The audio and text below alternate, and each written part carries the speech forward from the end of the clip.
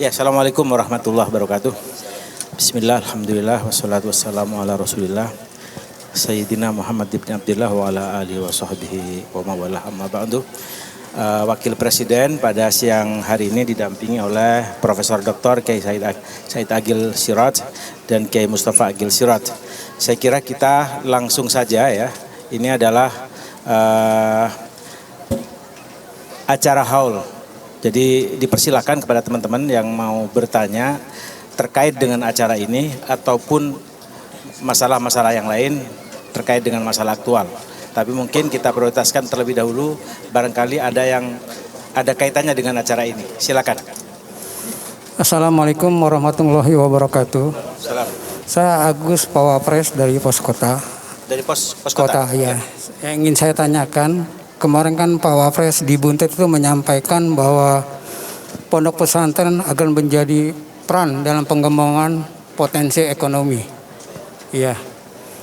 Dikaitkan dengan pertanyaan saya hari ini, bagaimana peran pesantren dalam mendorong ekonomi syariah dan kontribusinya terhadap pembangunan ekonomi Indonesia.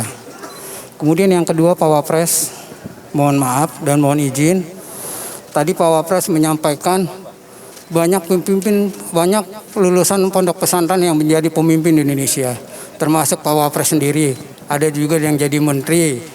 Nah, ini dikaitkan dengan penerimaan KPNS bulan September mendatang.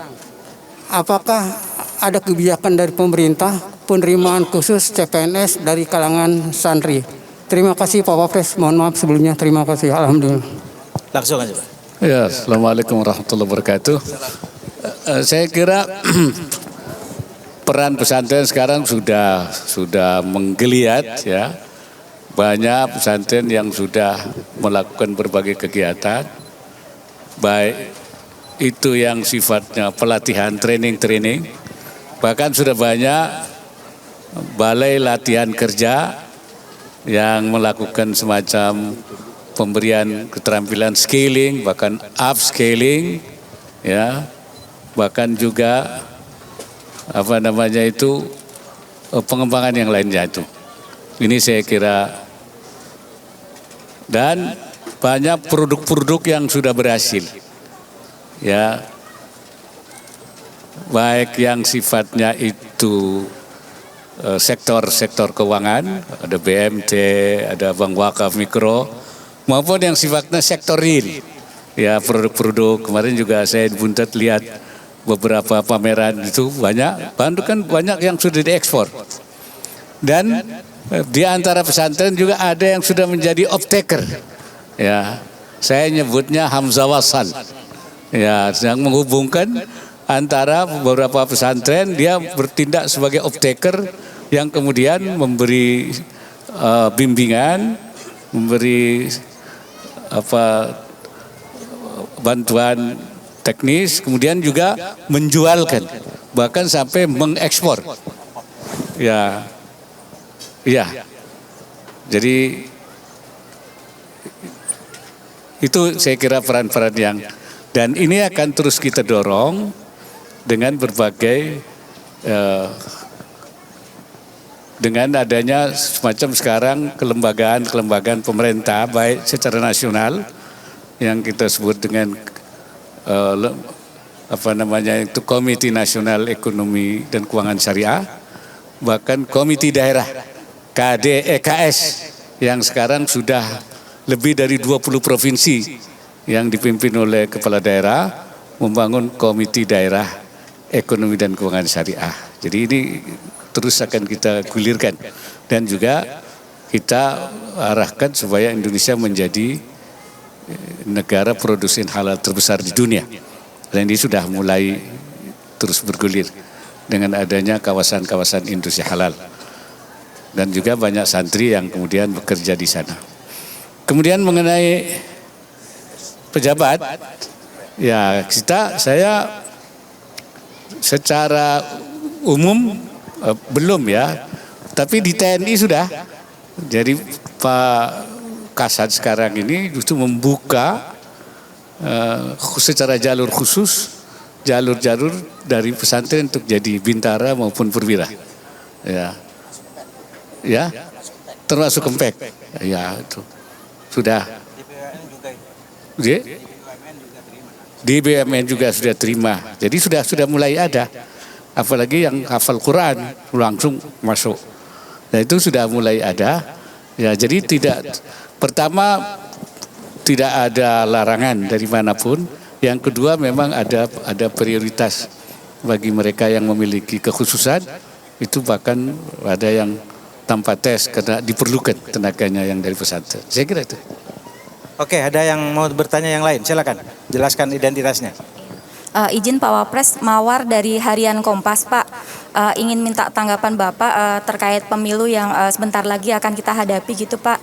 Ingin minta tanggapan Bapak tentang putusan Mahkamah Konstitusi ya Pak ya, yang memperbolehkan untuk kampanye di lembaga pendidikan gitu ya Pak ya, termasuk sekolah dan pondok pesantren, asalkan tidak memakai atribut partai gitu ya Pak ya. Nah mungkin arahan dari Pak Wapres seperti apa Pak supaya tidak terjadi penyalahgunaan dan supaya kondisi di sekolah dan lembaga pendidikan itu tetap kondusif gitu ya Pak ya, dan bagaimana pula arahan terkait ini ya Pak ya di masjid dan tempat ibadah gitu Pak, supaya pemilu mendatang ini tetap berlangsung damai.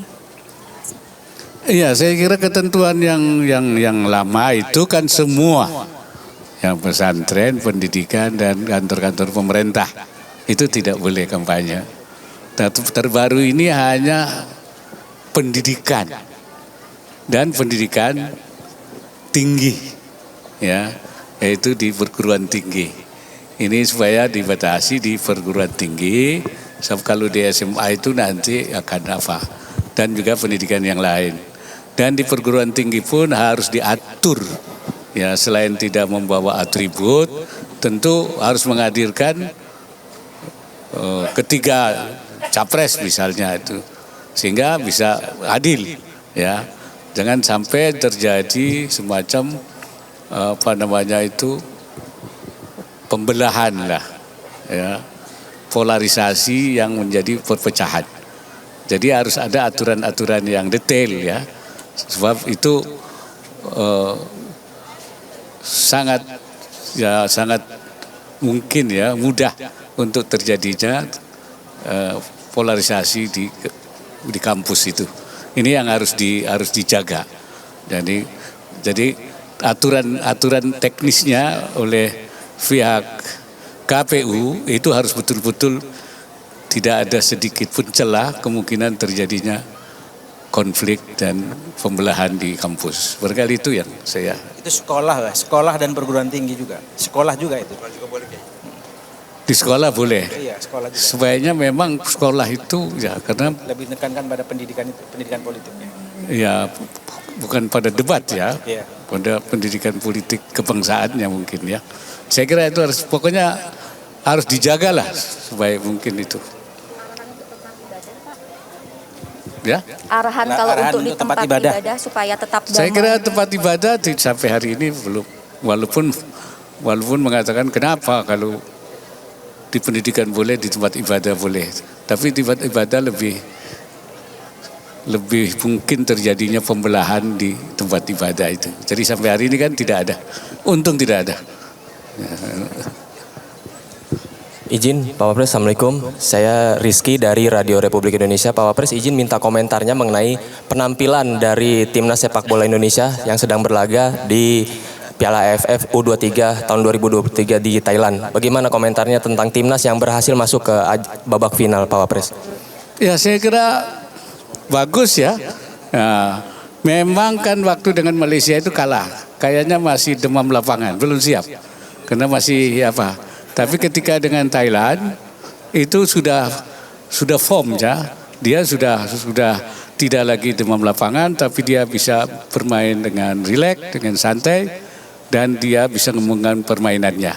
Sehingga dia menang telak, ya, 3-1. Andai kata cara bermain dengan Thailand itu bisa dipertahankan ketika dia di final, harapan besar untuk bisa menjadi juara AFF, ya. Amin. Prediksi skor izin Pak Wapres. Jangan banyak-banyak karena kan kalau Thailand kan belum siap. Kalau Vietnam sudah lihat siap. Nah, jadi dia akan lebih hati-hati. Ya 1-0 paling. Makasih Pak Wapres. Oke. Untuk yang Indonesia lain? ya. Ya, untuk Indonesia. 1-0 menang Indonesia maksudnya. Siap Pak Wapres. Ada yang lain? Cukup. Oke, terima kasih. Assalamualaikum. Hah? Oh, persiapan berkantor di Papua. Ya, Terakhir. pokoknya saya bukan kali ini kan, sudah 2 kali saya ke Papua. Pertama beberapa hari, 5 hari. Kedua saya 1 minggu berkeliling di Papua. Dan ini yang ketiga. Nah, kali ini saya lebih fokus untuk mendengar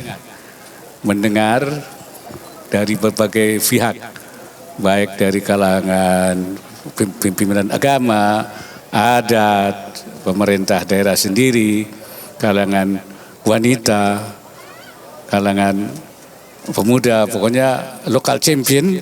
Ini akan kita dengar hal-hal yang supaya sering saya katakan kita akan menyelesaikan persoalan di sana. Jadi kita akan menggaruk yang gatel. Nah, kita akan tanya yang gatel di mana.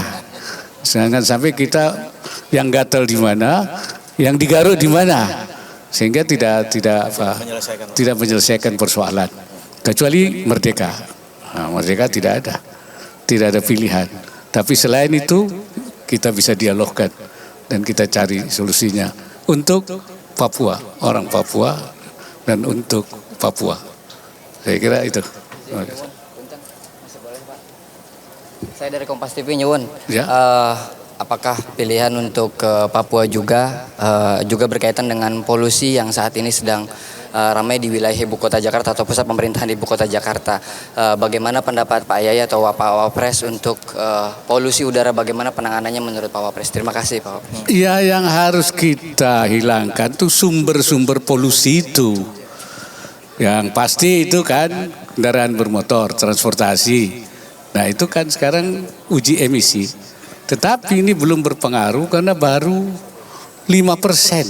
Sekarang ini baru 5%, tentu belum berdampak. Oleh karena itu saya minta terus hijau emisi ini. Dan kedua itu industri yang mengotori baik yang di wilayah Jakarta maupun yang di sekitarnya. Nah, itu juga masalah. Selain itu ada tambahannya itu membuka ruangan hijau, taman-taman, kemudian WFH ya, itu tambahannya. Tapi itu yang pokok tadi 2 itu, transportasi, kemudian industri. Itu yang paling itu. Barangkali itu ya harus cepat diatasi. Baik, terima kasih. Assalamualaikum warahmatullahi wabarakatuh. Assalamualaikum warahmatullahi wabarakatuh.